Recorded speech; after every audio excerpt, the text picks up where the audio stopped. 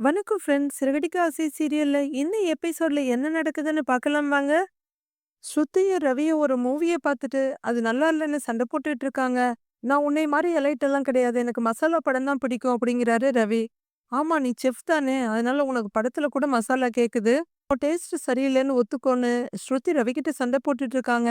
கதவு தட்டுற சத்தம் கேட்டு 2 பேருமே இறங்கி வர்றாங்க. கதவ திறக்கிற ரவி, "வா முத்து வாங்கன்னேங்கிறாரு." "என்னடா பிஸியா இருக்கீங்களான்னு?" முத்து கேட்க, "இல்ல படம் பார்த்துக்கிட்டு இருந்தோங்கிறாரு ரவி." "உங்ககிட்ட ஒரு முக்கியமான விஷயம் பேசலாம்னு வந்தோம்னு." முத்து லைட்டா தயக்கமா சொல்ல, "சொல்லுங்க." "அங்க ஒரு மொக்க படம் தான் பார்த்துக்கிட்டு இருந்தோம். ஸ்டாப் பண்ணிட்டோம்." அப்படின்னு ஸ்ருதி சொல்ல, ரவி ஸ்ருதிய முறைக்கிறாரு. "என்ன விஷயம்? சொல்லுங்க மீனான்னு." ஸ்ருதி கேட்க, "அது மண்டபத்துல டெக்கரேஷன் பண்றதுக்கு தடவையா ஒரு பெரிய ஆர்டர் கிடைச்சிருக்கு. 4,50,000க்கு." அப்படின்னு மீனா சொல்ல, "அப்படியா?" அப்படின்னு ரவியும் ஸ்ருதியும் சந்தோஷப்படுறாங்க. கங்ராட்ஸ் மீனான்னு ஸ்ருதி கைய குடுக்க, "அண்ணி வாழ்த்துக்கள்ங்கிறாரு ரவி." தடவை பெரிய ஆர்டரா வாங்குறா. இதுவரைக்கும் பண்ணதுலயே அதிகமான செலவு இதுல தான். அப்படின்னு முத்து சொல்ல, மண்டபத்துல ரூ. 20,000 அட்வான்ஸ் குடுத்துட்டாங்க. மிச்சத்துக்கு நாம தான் கை காசு போட்டு பண்ணணும். முடிஞ்சதும் மண்டபத்துல இருந்து வாங்கிக்கலாம். எப்படியும் இன்னொரு ரூ. 50,000 தேவைப்படும் அப்படிங்கிறாங்க மீனா. அது எல்லா ஆர்டருமே அப்படிதான். முதல்லயே முழு பணமும் குடுக்க மாட்டாங்க. நம்ம கையில இருந்து கொஞ்சம் பணம் போட்டு பண்ணணும். மீனா ஃப்ரெண்டுங்க தான் வேலை செய்ய வருவாங்க. அவங்களுக்கு கூட நாம வேலை முடிஞ்சதுக்கு அப்புறம் காசு தரேன்னு சொல்லிக்கலாம். ஆனா பூ வாங்கணும், அதுக்கு காசு குடுக்கணும்னு முத்து ரொம்ப தயங்கிக்கிட்டே சொல்றாரு. இதுல இருந்தே அவர் ஒருத்தங்கட்ட பணம் கேட்க எவ்வளோ பயப்படுவாருங்கிறது தெரியுது. ரொம்ப அருமையான குணம் இது. நல்ல சான்ஸ் மீனா, இத மிஸ் பண்ணிடாதீங்க. அப்படின்னு ஸ்ருதி சொல்ல, ரவி ஒரு ரூ. 50,000 ஷார்டேஜ் ஆகுதுடா. அதான் உன்கிட்ட கேட்டு பார்க்கலான்னு வந்தோம்டா. அப்படின்னு முத்து சொல்ல, ரவி ஸ்ருதிய பார்க்கறாரு. என்ன ஏன்டா பார்க்குற?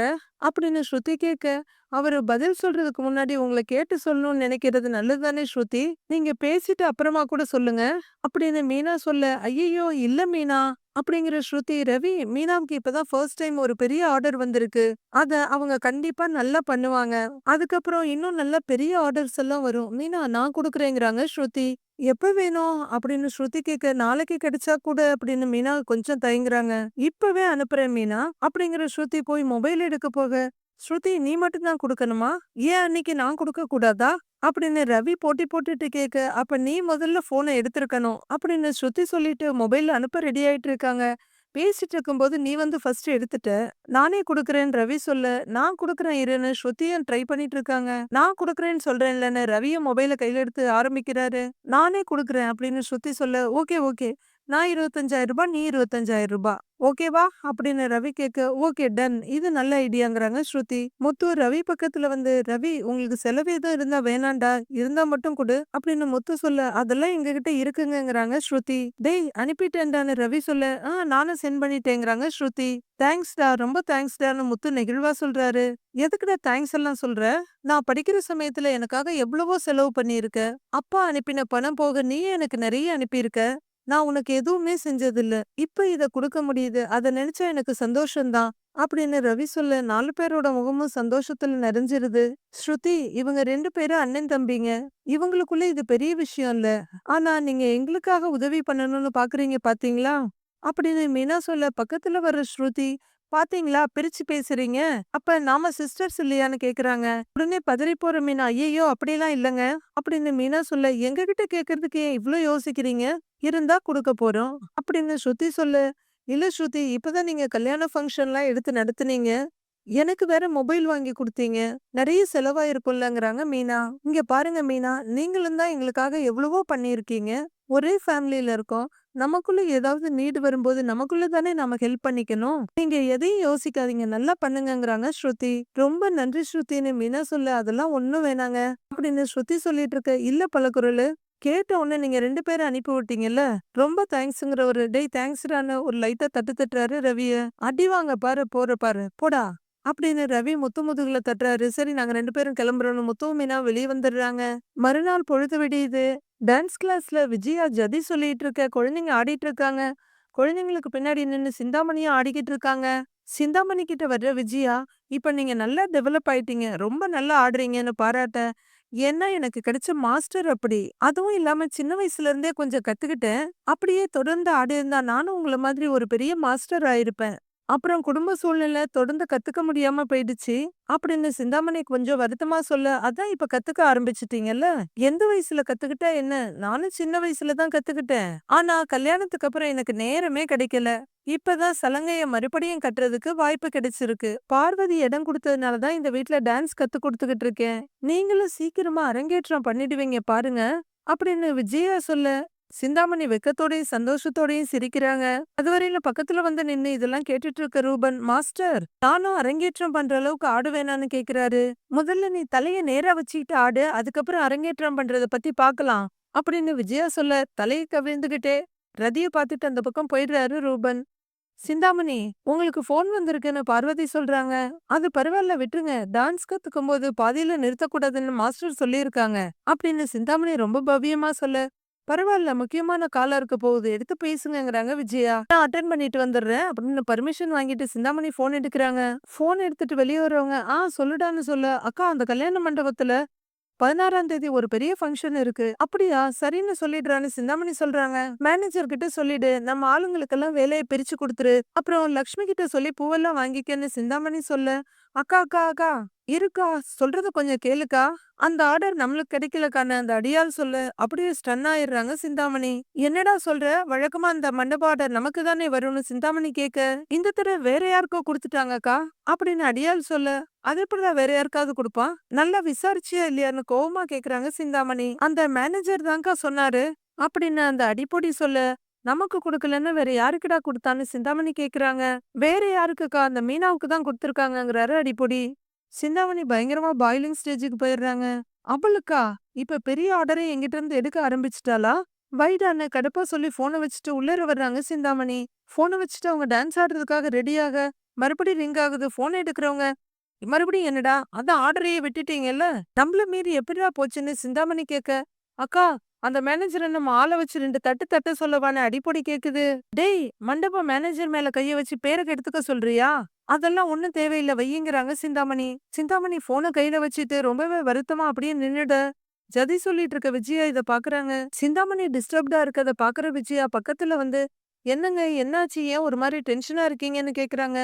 ஒண்ணும் இல்ல மாஸ்டர், நான் ரெடி அப்படின்னு போனை வச்சுட்டு பரபரப்பா ரெடி ஆகுற சிந்தாமணிய, இருங்க இருங்க ஏதோ பிரச்சனைன்னு தெரியுது அப்படிங்கிற விஜயா, பசங்களா நீங்க எல்லாம் கொஞ்ச நேரம் பிரேக் எடுத்துக்கங்க போங்க அப்படின்னு சொல்ல, குழந்தைங்க எல்லாம் வெளியே போறாங்க. போன் வந்ததும் உங்க முகமே மாறிடுச்சே, என்ன விஷயம்னு பார்வதி கேக்குறாங்க. அது ஒண்ணும் இல்லைங்க அப்படிங்கிற சிந்தாமணி ஏதோ பிளாஷ்பேக்க சொல்ல போற மாதிரி 4 எட்டு முன்னாடி போக, பார்வதி நீ போய் கொஞ்சம் தண்ணி எடுத்துட்டு வாங்குறாங்க விஜயா. அடி, என்கிட்ட இருந்தே ஆர்டர் எடுத்துட்டு இல்ல, அதை எப்படி செய்யறேன்னு நானும் பாக்குறேன்டி அப்படின்னு சிந்தாமணி தனக்குள்ள சொல்லிக்கிட்டு இருக்க விஜயா பக்கத்துல வர்றாங்க. நேத்து உங்க மருமகள பார்த்தேன் அப்படின்னு சிந்தாமணி சொல்ல, யாரு ரோகிணியவான்னு விஜயா கேக்குறாங்க. இல்லங்க, உங்க மருமக மீனா அப்படின்னு சிந்தாமணி சொல்ல, அவளெல்லாம் ஏங்க என் மருமகன் சொல்றீங்க அப்படின்னு விஜயா சொல்ல, அவ மேல நீங்க ஏன் கோவப்படுறீங்கன்னு எனக்கு இப்பதாங்க தெரியுது. அதுவும் அந்த பொண்ணு பேசுறதெல்லாம் அப்படின்னு சிந்தாமணி சொல்லிட்டு நிறுத்த, அப்படி என்ன சொன்னா அவ அப்படின்னு கியூரியஸா கேக்குறாங்க விஜயா. இல்ல விடுங்க அப்படின்னு சிந்தாமணி சொல்ல, என்ன சொன்னான்னு சொல்லுங்க அப்படின்னு விஜயா கேக்க, நீங்க என்ன மாதிரி எல்லாரையும் மதிக்கிறீங்க, அன்பு வச்சிருக்கீங்க. ஆனா எல்லாருமே அப்படி இருப்பாங்களா? எப்போதும் எதிரிய கூட மன்னிச்சிடலாம், ஆனா கூடவே இருந்து துரோகம் பண்றவங்கள மன்னிக்கவே கூடாது அப்படின்னு சிந்தாமணி சொல்லிட்டு இருக்க, தண்ணி எடுத்துட்டு வந்த பார்வதி, நீங்க சொன்னது எதுவுமே புரியலையே அப்படின்னு கேட்டுட்டு நிக்கிறாங்க. பார்வதி, நீ போய் அவங்களுக்கு காஃபி போட்டு எடுத்துட்டு வா போ அப்படின்னு விஜயா சொல்ல, பார்வதி ஒரு பார்வை பார்த்துட்டு இருக்காங்க 2 பேரையும். போன்னு சொல்றேன் இல்லன்னு விஜயா சொல்ல, திரும்பி போறாங்க பார்வதி. ரோகிணிக்கு வித்யா மாதிரி விஜயாவுக்கு ஒரு பார்வதி, இப்படி ஒரு ஃப்ரெண்டு உலகத்துல எல்லாருக்கும் கிடைச்சிட்டா வேற பிரச்சனையே இருக்காது. பார்வதி போனதும், நீங்க ஏதோ சொல்ல வர்றீங்க சொல்லுங்க அப்படின்னு சிந்தாமணி கிட்ட கேட்க, சொல்லக்கூடாதுன்னு தான் இருந்தேன், ஆனா சில பேர் உங்களை ஏமாத்துறத பார்க்கும்போது என்னால தாங்கிக்கவே முடியல மாஸ்டர் அப்படின்னு சிந்தாமணி சொல்ல, அப்படி யாரு என்ன சொன்னாங்கன்னு விஜயா கேட்க, எல்லாம் உங்க மருமக மீனா தான். நேத்து அந்த பொண்ணுகிட்ட பேசும்போது, ஏமா இந்த சின்ன வயசுல ஆடி ஓடி வேலை செஞ்சு கஷ்டப்படுற, ஒரு இடத்துல பூக்கடைய போட்டு உட்கார வேண்டியதுதானே அப்படின்னு கேட்டேன். அதுக்கு அவ என்ன சொன்னா தெரியுமா அப்படின்னு சிந்தாமணி நிறுத்த, என்ன சொன்னா அப்படின்னு விஜயா கேக்குறாங்க. இந்த மாதிரியெல்லாம் ஓடி ஆடி வேலை செய்யலனா ஏன் இது அத்தை என்ன மதிக்காதுன்னு சொல்றா அப்படின்னு சிந்தாமணி சொல்ல, விஜயா குழப்பமும் டென்ஷனுமா இருக்காங்க. இத பார்த்து ரசிக்கிற சிந்தாமணி, சரி அது கூட பரவாயில்ல, ஆனா இன்னொன்னு சொன்னா அப்படின்னு மறுபடியும் ஆரம்பிக்க, டென்ஷன் ஆன விஜயா அப்படி என்ன சொன்னான்னு கேக்குறாங்க. நான் பூ கட்டுறதுனால என் மாமியார் என்ன மதிக்கிறது இல்ல. ரொம்ப திமிரா என்கிட்ட பேசுறாங்க. அவங்க கொட்டத்த அடக்குறதுக்கு தான் நான் வேலைக்கு போறேன்னே சொல்றா. அப்படிங்கிற சிந்தாமணி விஜயா முகத்த பார்த்துட்டு இருக்க. அவங்க அப்படியே கோவத்துல பாயில் ஆகிட்டே இருக்காங்க. உங்களுக்கு நான் யாரோ, ஆனா என் மேலேயே இவ்வளவு அக்கறையா இருக்கீங்க. நல்லா சொல்லிக் குடுக்குறீங்க. கண்டிப்பா உங்க மருமகள நீங்க நல்லா தான் பாத்துக்குவீங்க.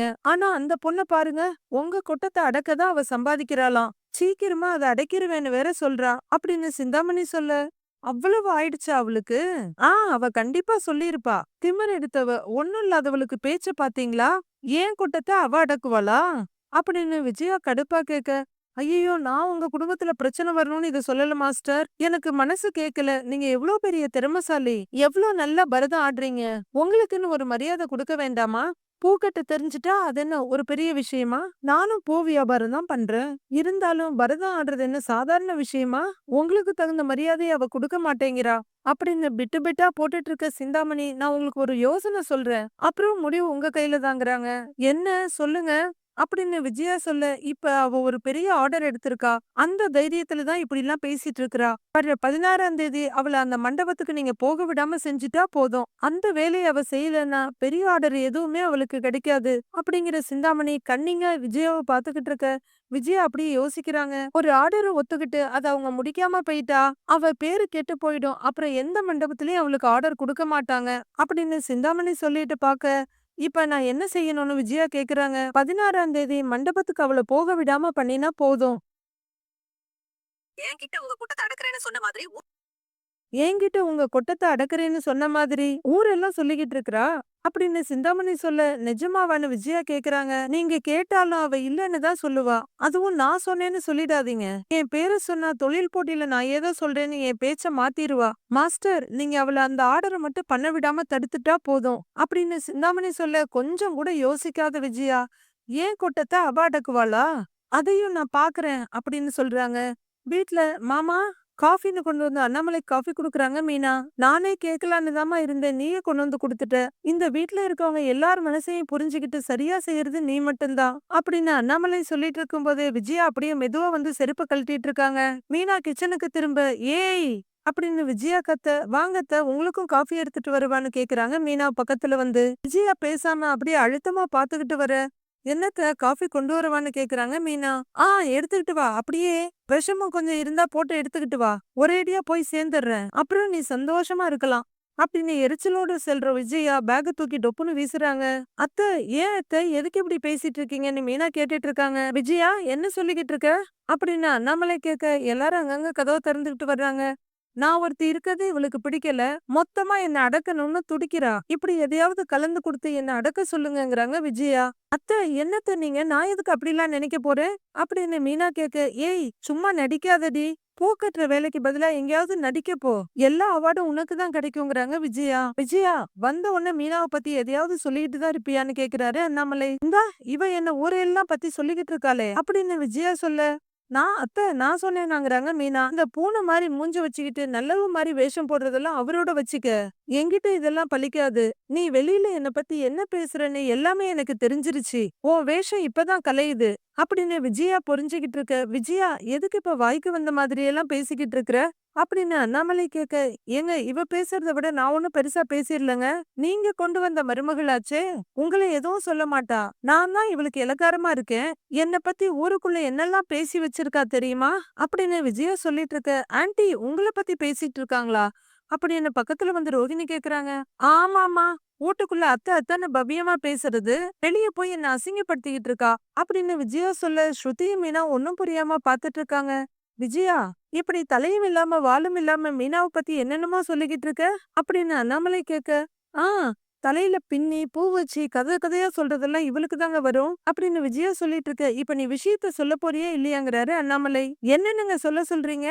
இவ ஊரெல்லாம் போய் என்ன பத்தி தப்பு தப்பா சொல்லி இருக்கா அப்படின்னு சொல்லிட்டு விஜயா உட்கார, மீனா அப்படிலாம் சொல்ற பொண்ணு இல்ல. நீ வேணா அப்படி சொன்னேன்னு சொல்லு, நான் நம்புறேங்கிறாரு அண்ணாமலை. அதானே, நான் தானே எப்பவுமே உங்க கண்ணுக்கு கெட்டவளா தெரிவேன். அந்த அளவுக்கு உங்களை நல்லா மாத்தி வச்சிருக்கா. இவ சொல்லாமலா நான் சொல்லப் போறேன்? எனக்கு என்ன பைத்தியமா? என்கிட்ட ஒரு ஆள் வந்து சொல்லிட்டாங்க.